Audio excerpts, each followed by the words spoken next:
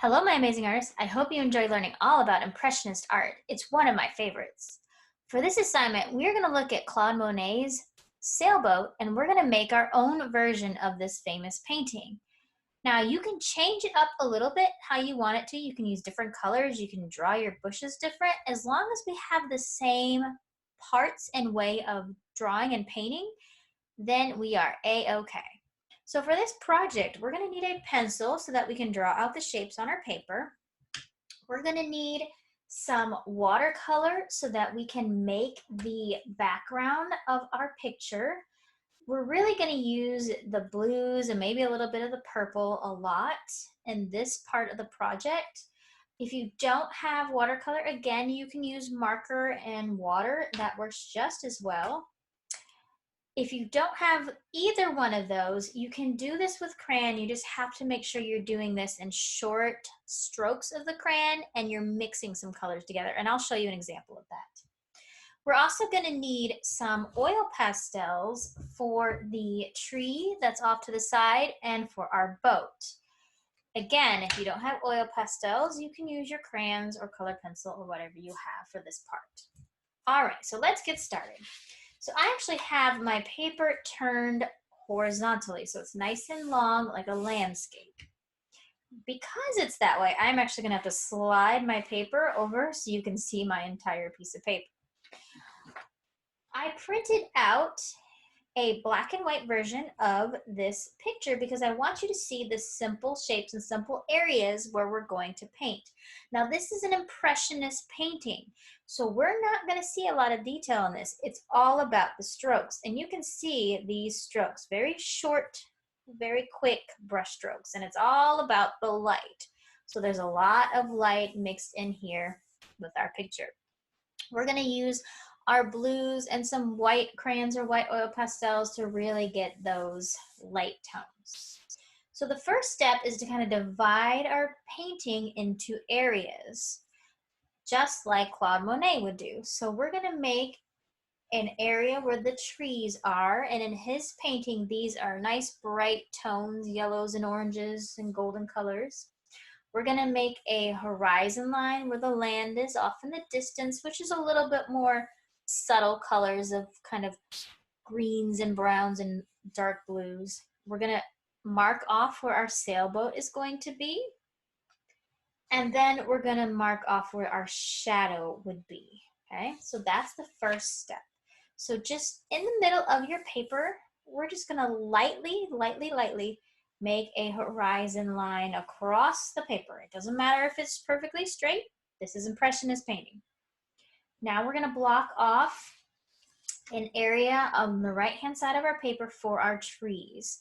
And these are actually going to go up all the way to the top of the painting. So I'm going to make a nice kind of round shape right here to show that these trees are going to come out and then go up.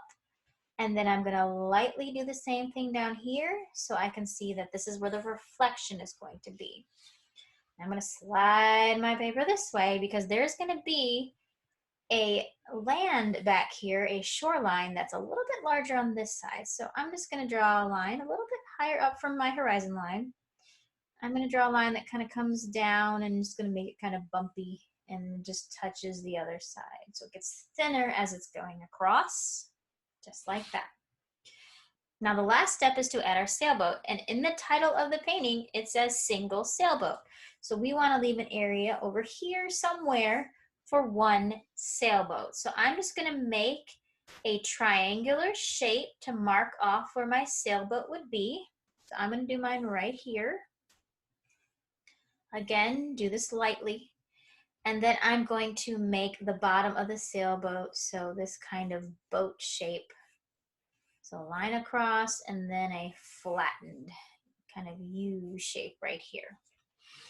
So that is my picture marked off. Now I'm going to go back and I'm going to erase anywhere where two lines overlap, just to make sure I don't have any extra lines.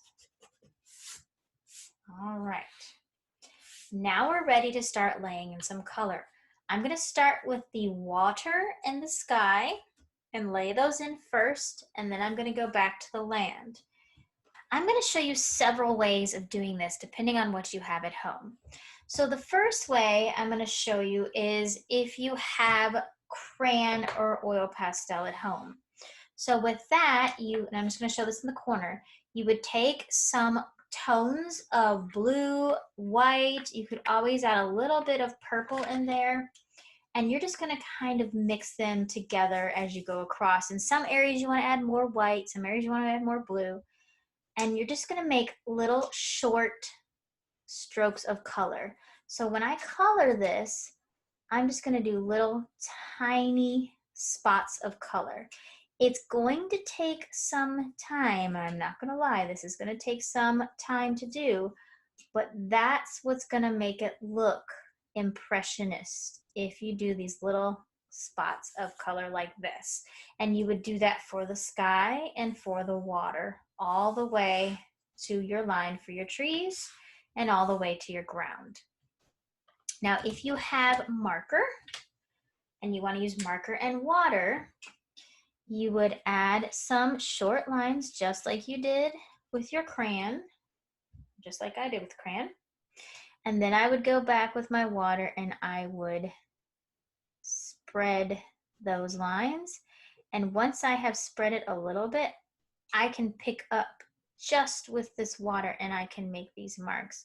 So I want to have some of that white showing through. So I'm just making really short strokes like that. And then I could go back with the marker some more, add a few more short strokes, get some more water, and then just go back and color in short strokes, just like that.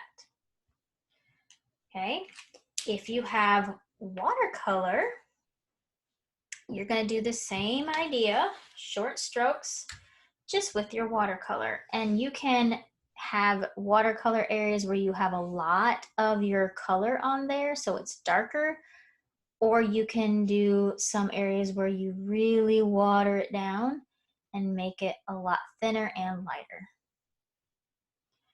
You can also add some other colors. I could come in with a little bit of purple or even a little bit of green, and I could add to my sky and make it just more colorful, just like that.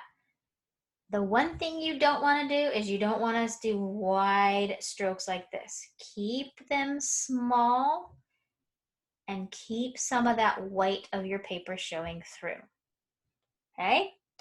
All right, so now that you know how to do it with what you have, we're going to go ahead and color the rest of the sky.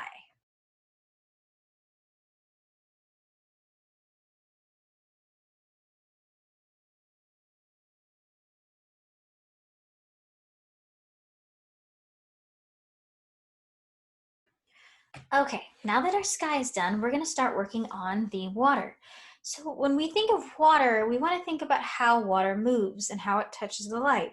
And in this case, there's ripples and waves in the water. So when we're doing our strokes, we still want to keep them short, but we want to make them just a little bit longer than the sky, and we can actually move our strokes up and down to show those ripples in the water.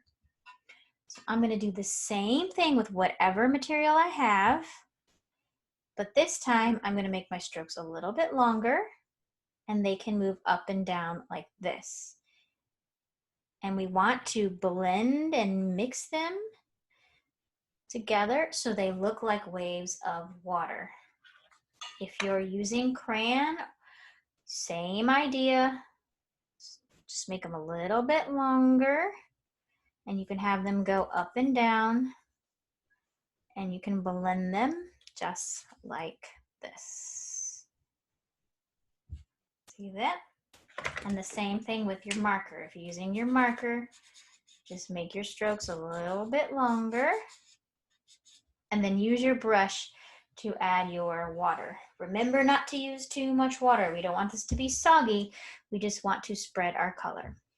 Okay, go ahead and do the water.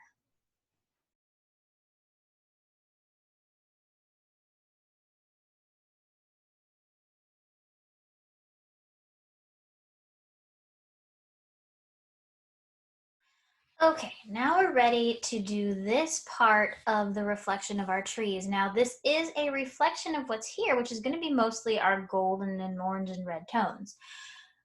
I want to have some of that showing in the water. So I'm actually going to do some more water and blues in here, not as much. And then I'm going to pick up a little bit of my orange and add that to it.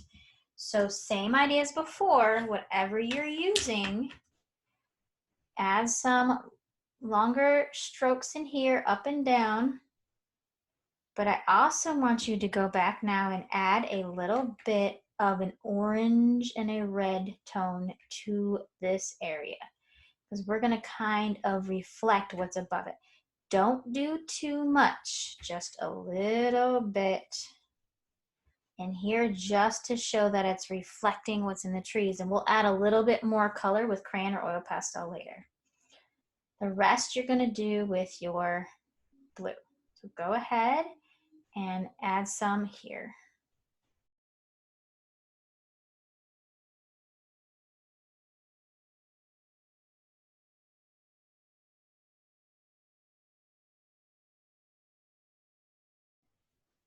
Okay, that part of my picture is done. Now I have to be mindful, if this is watercolor, there are going to be some areas that are pretty wet, and I have to be very careful if I'm going to do the rest of this right now to make sure I'm not sticking my hand in there and smudging that. So I want to talk about the ground right here. So in the picture, we're going to see some greens, maybe some browns. It's a little bit darker, so you might have some darker blues in there. We're just going to kind of select some colors, and we're going to make some ground over here.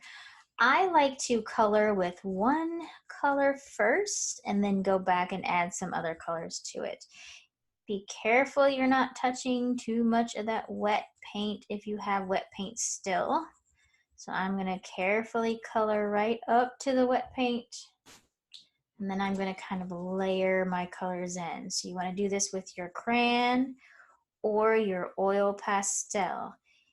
If you choose to do this with marker, or you choose to do this with paint, you may have to wait a little while, because if I put wet paint next to wet paint or marker next to wet paint, it's going to run and it's not going to look good.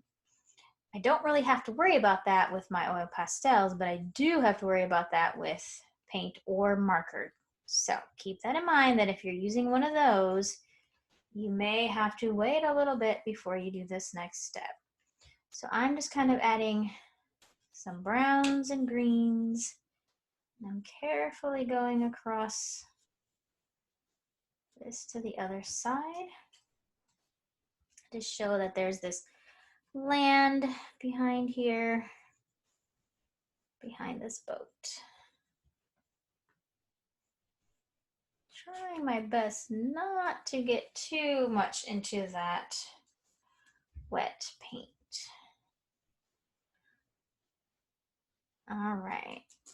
And I can always go back later and add some other colors to this if I want to, make it a little darker. That's up to me. Okay. Now I'm going to slide this over, and I'm going to start adding my tones to my bush. Again, if you're using markers or watercolor, you're going to have to wait till that's dry. If you're using crayons or oil pastel, you can start on it now.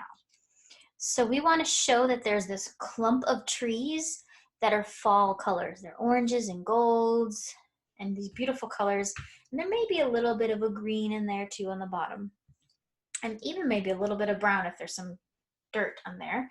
So we want this to look impressionist. So when we do these strokes, we're going to do short strokes kind of coming up like this, and we're going to do it in layers. So I'm going to add these different colors next to this, and I'm just going to layer them until this is full.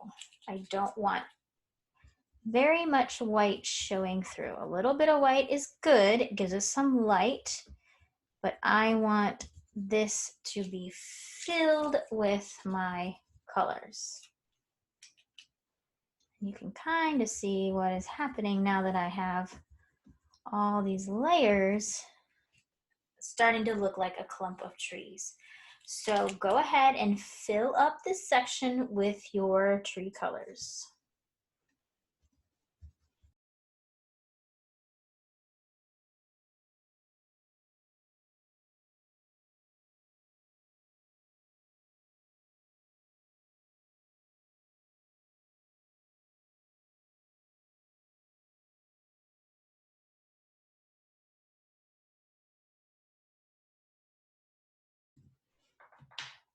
All right, and one last thing that I like to do is I like to just go in and kind of add some branches like this so that you can tell these are clumps of trees. I don't like to do too many, just a couple kind of sticking in there to show that there are tree branches in here sticking out. Now we have a little bit of a reflection down here. If we need to, we can go back with more watercolor and add more reflection. We can also take our oil pastel and we can kind of add some reflection to it like this. This really depends how dry this is, what we can add to it down here, and what we may have to wait until later to add because it might just be way too wet to add things to this now. So I'm just going to kind of go in a little bit and add some splotches of color.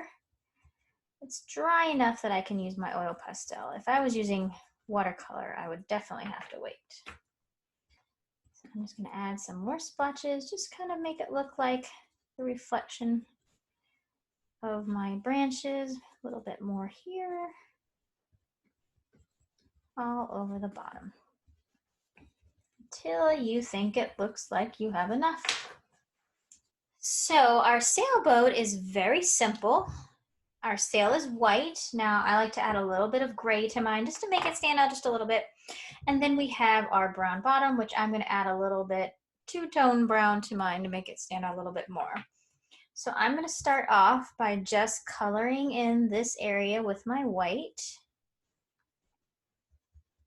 And then I'm going to go back with my gray, kind of outline it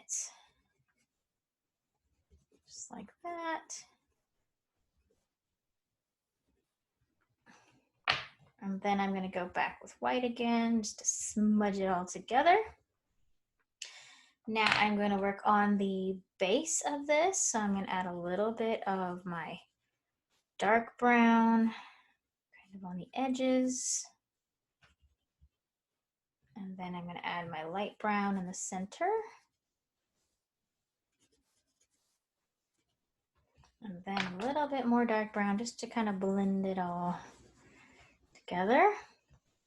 And I can go back with a black and I can add, if I want to add just a few, I don't want to do too many, just a few little lines to make this look like wood. I could add a little bit of a shadow in the water. Again, not too much. I don't want it to look too dark. And then I can add that sail line here to show that the sail is attached to my boat. And I'm thinking that looks pretty good. At this point, you can kind of go in and if you see anything that needs to be touched up, like I noticed right here, I have a little bit of a smudge that I can fill in with some water. And you can just kind of go in and if you see any areas that you want to fix, maybe you want to add some more color to this area and just kind of fill this in a little bit more, that's up to you. But when you get it the way you like it and it's dry enough, you can sign your name